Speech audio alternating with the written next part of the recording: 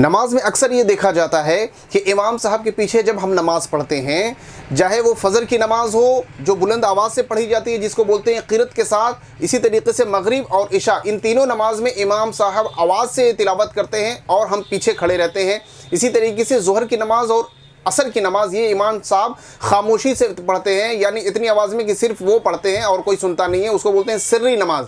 अब इन तमाम नमाज़ों में जब हम इमाम के पीछे नमाज़ पढ़ रहे हैं तो एक तो क़िरत वाली नमाज़ इमाम साहब जब ज़ोर से पढ़ते हैं और एक सिर्री जब खामोशी से पढ़ते हैं, कम आवाज़ में आहिस्ता पढ़ते हैं।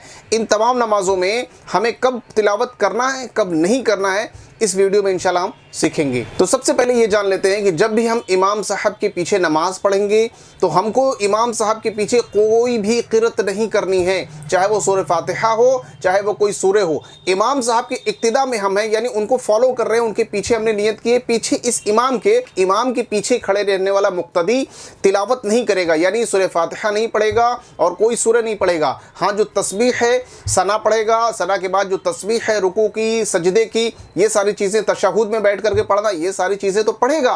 मगर इमाम के पीछे जब भी कोई भी नमाज़ पढ़ेगा, चाहे वो बुलंद आवाज़ वाली हो, फजर की, मगरिब की, इशा की, चाहे वो सिर्री नमाज खामोश रहने वाली नमाज असर हो, ज़ोहर हो, उस वक्त भी हम इमाम के पीछे जब नमाज़ पढ़ेंगे खामोश रहेंगे, सिर्फ खामोशी से जो तस्बीह है बाकी वो हम पढ़ेंगे। बहुत सारे लोग ये गलती करते हैं कि इमाम के पीछे इमाम क़िरत कर रहा है वो भी पीछे पढ़ते रहते हैं, इमाम साहब भी सूरह फातिहा पढ़ रहे हैं वो भी पढ़ रहे हैं, इमाम साहब कोई सूरह पढ़ रहे हैं ये भी कोई सूरह पढ़ रहे हैं। तो ये तरीक़ा गलत है। हम हनफ़ी हैं और हनफियों का तरीक़ा ये है कि इमाम साहब के पीछे जब नमाज़ पढ़ेंगे तो खामोशी से पढ़ेंगे और जब अपनी नमाज अकेले इनफरादी पढ़ेंगे, पर्सनली पढ़ेंगे, तो उस वक्त आप सब कुछ पढ़ेंगे।